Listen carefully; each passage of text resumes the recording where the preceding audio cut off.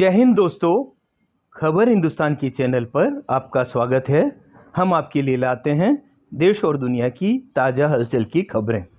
दोस्तों, कल पड़ोसी देश पाकिस्तान के पहले परमाणु परीक्षण की सालगिरह थी। उस पर एक परिचर्चा आयोजित थी। हमारे पड़ोसी मुल्क को अपने परमाणु संपन्न होने पर बड़ा घमंड है।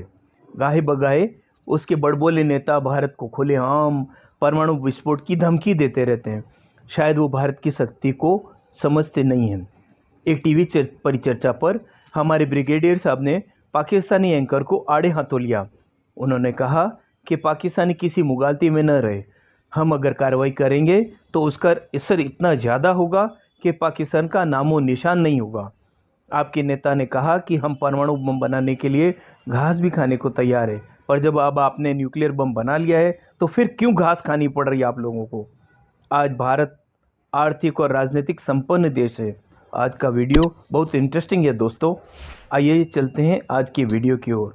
दोस्तों, अगर आपको हमारा चैनल का कंटेंट पसंद आता है तो हमारे चैनल को लाइक कीजिए, सब्सक्राइब कीजिए और शेयर भी कीजिए। धन्यवाद। देखो, हम ना नसर से डरते हैं ना नसर के बाप से डरते हैं, ये आपको मैं बता दूं। और नसर का जवाब हमारे पास असर है, और हमारा असर इतना ज्यादा होगा कि पाकिस्तान का नामो निशान बढ़ जाएगा। We will not hesitate using these weapons when our national interest or national integrity is in threat or in danger. आपने तो एटम फॉर पीस किया 1971 में, जो आपने आई थिंक टेस्ट किया, उसके बाद फिर हमारे भी यहाँ सोच डेवलप होना शुरू हो गई और भुट्टो साहब ने फैसला किया। उन्होंने कहा हम घास खाएंगे और हम जो है ना ये जरूर बनाएंगे। और आपको पता है इसके पीछे बहुत ज्यादा मोटिवेशन थी। इंडिया के अंदर भी था कि भाई अभी तो हमने खित्ते का बैलेंस बदल दिया है और इंडिया जो है वो अब एक बड़ी सुपीरियर नेशन है। और उनको था कि शायद पाकिस्तान के पास पता नहीं है या नहीं है, व्हाटएवर जो भी है, लेकिन शायद एक इंडिया की स्ट्रेटेजिक कम्युनिटी और पॉलिटिशियंस को पता हो कि पाकिस्तान ने न्यूक्लियर वेपन एक्वायर कर लिया है। तो इंडिया के अंदर, फौज के अंदर क्या पर्सपेक्टिव था कि ये पाकिस्तान ने जो न्यूक्लियर टेस्ट कर लिया है, क्या इससे बैलेंस ऑफ पावर रिस्टोर हो गया है? भुट्टो साहब ने फेमस ये वाकयात कहे थे कि हम तो घास भी खाएंगे लेकिन एटम बम जरूर बनाएंगे, और अगर 1000 साल भी हमें घास खानी पड़ी तो हम खाएंगे। मुझे बड़े अफसोस का कहना पड़ता है कि भुट्टो साहब ने कहा तो सही, आपने एटम बम बना तो लिया, लेकिन एटम बम बनाने के बाद तो घास खाने की नौबत नहीं आनी चाहिए थी ना। एटम बम बनाने के बाद भी आज पाकिस्तान में घास खाने की नौबत आ रही है, तो क्या फायदा हुआ एटम बम बनाने से, मैं ये जानना चाहूंगा। देखिए, हमारा न्यूक्लियर प्रोग्राम जो था, it started as a peaceful nuclear program, smiling Buddha. लेकिन कहीं ना कहीं पे there was a hidden message, क्योंकि पाकिस्तान काफी गुस्ताखी कर रहा था। किस प्रकार आपके साइंटिस्ट लगे हुए थे डिजाइन चोरी करने के और मटेरियल चोरी करने के, ये सब पेपर्स में आज मीडिया में काफी हाईलाइट हो चुका था।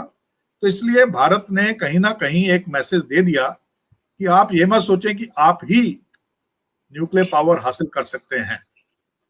तो हमने पीसफुल एक्सप्लोजन किया। उसके बाद आपने इसको एक मजहबी तस्वीर दी। कहा गया, if Christians and Jews can have a bomb, why can't Muslims have a bomb? मतलब साफ था। भुट्टो साहब को मालूम था कि मेरे पास पैसा तो है नहीं, इसलिए पैसा तो मैंने बाकी मुस्लिम अमीर देशों से लेना है, और उसी फंडिंग के लिए उन्होंने एक मुस्लिम बॉम्ब का ऐलान किया। और उसके बाद क्या हुआ आप अच्छी तरह जानते हैं। और फिर आया वो वक्त जिसकी आज अब जो में तकबीर मना रहे हैं। पहले हमने जैसा आपने कहा कि 2 धमाके किए, 2 दिन अलग अलग धमाके किए, और उसके बाद आपने 28 और 30 तारीख को चिंगाई 1 चिंगाई 2 किया, और आपने भी ये दिखा दिया। और आपके मुल्क के अंदर भी ये कहा गया अब बैलेंस ऑफ पावर बदल चुका है, हमने न्यूक्लियर डिटरेंस हासिल कर ली है, और हम न्यूक्लियर डिटरेंस के जरिए भारत को मुंह तोड़ जवाब देंगे। आपका nuclear programme weaponisation, nuclear weaponisation was country specific, not threat specific.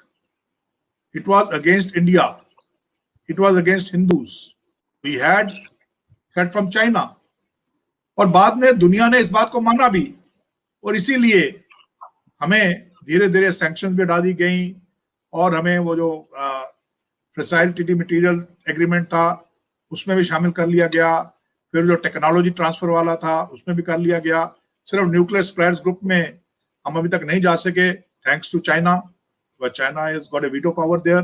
Bharat का nuclear programme, it was a peaceful programme with no first use declared policy, threat specific, which the world powers recognized, and we were happily admitted into the nuclear club. अगर आपने nuclear weapons बना ली, आपने भारत के साथ balance of power restore कर लिया, उसके बाद क्या जरूरत थी कि आप दहशतगर्दी को अंजाम देते, आप अपनी फौज की वेपनाइजेशन करते और एक नई किस्म की खित्ते के अंदर आर्म्स रेस शुरू करते। आपको चाहिए था कि न्यूक्लियर वेपन बनाने के बाद आप वो सब पैसा जो आप अपनी फौज के ऊपर लगाते थे या दहशतगर्दी में लगाते थे, वो सारा पैसा देश की बढ़ोतरी के लिए, गुर्बत को हटाने के लिए, देश की डेवलपमेंट के लिए, तरक्की के लिए, देश की इकोनॉमी को सॉलिड फुटिंग देने के लिए इस्तेमाल करनी चाहिए थी। लेकिन ऐसा हुआ नहीं। ये एक शिकवा है मेरा पाकिस्तान के साथ। लेकिन आपने उसके बाद उसका अपना मजाक बनाया, बार बार इसकी धमकियां देकर न्यूक्लियर ब्लैकमेलिंग करने की कोशिश की, कोई असर नहीं पड़ा। और आपके मिनिस्टर्स ने कैसे कैसे बयान दिए कि ये हमने दिवाली के लिए थोड़े रखे हुए हैं और ये तो हमारे पास किलोग्राम और पता नहीं कितने ग्राम के हमने न्यूक्लियर वेपन बना रखे हैं जो हम इस्तेमाल करेंगे। तो क्योंकि आप हमारे दुश्मनी आपसे थी तो हमने आपके लिए बनाया, तो दैट डजंट मीन आप तो दुनिया के लिए खतरा नहीं थे, क्योंकि आपकी वो तो कैपेसिटी कैपेबिलिटी नहीं थी, तो चाइना की कैपेसिटी कैपेबिलिटी थी। That is why your nuclear program is recognized. वो एटम बॉम्ब का मजहब कोई नहीं होता, लेकिन पाकिस्तान में ये सियासतदान इस तरह की चीजें कर जाती हैं। इंडिया में कौन सी दूध की नहरें बह रही हैं? आप दुनिया के पहले या दूसरे नंबर पे बड़े आर्म्स इंपोर्टर रहे हैं सारे टेन्योर के अंदर।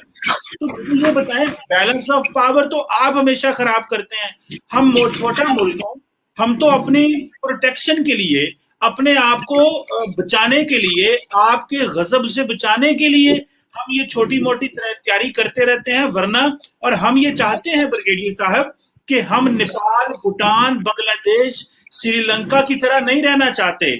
हम पे लोग बातें करते रहते हैं, ये मैं इसको अप्रिशिएट नहीं करता। पाकिस्तान में जो लोग हैं इस तरह बातें कर देते हैं कि एटमी जंग हो सकती है, ये चीजें इंडिया पाकिस्तान की हो सकती है, तो इससे फिर जो फॉरेन इन्वेस्टमेंट नहीं आती, लोग इस तरह आपका इमेज बनाते हैं। तो मेरी अपनी जाती राय में इसकी गैर जरूरी स्टेटमेंट्स नहीं देनी चाहिए।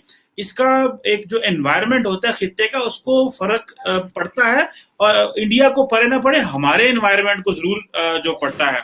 आपके ऊपर भी सैंक्शंस लगी थी, हमारे ऊपर भी सैंक्शंस लगी हुई थी ये धमाके करने के बाद। उस वक्त उन्होंने इंटरनेशनल लॉ की वायलेशन की, एनपीटी के रजीम की वायलेशन की, ठीक है जी, और आपको टेक्नोलॉजी और आपको दे दिए वो सारी टेक्नोलॉजी ट्रांसफर की, तो हमें क्यों आप जो है वो नहीं दे रहे? ये तो आप खित्ते में बैलेंस ऑफ इम्बैलेंस क्रिएट कर रहे हैं। देखो, हम ना नसर से डरते हैं ना नसर के बाप से डरते हैं, ये आपको मैं बता दूं। और नसर का जवाब हमारे पास असर है, और हमारा असर इतना ज्यादा होगा कि पाकिस्तान का नामो निशान बढ़ जाएगा। ये मैं आपको बता देता हूँ, अगर आप न्यूक्लियर आर्म्स रेस के बारे में बात करेंगे। इससे आप take it seriously and not lightly what I am saying. हमारा इंडिजिनियस न्यूक्लियर प्रोग्राम है, आपका चुराया हुआ और बोरोड न्यूक्लियर प्रोग्राम है। हमने रिएक्टर खरीदे, शरेआम खरीदे, ओपन मार्केट में खरीदे, पैसा दिया, हमने डिजाइन चोरी नहीं किए। Today we are the leading missile power in the world.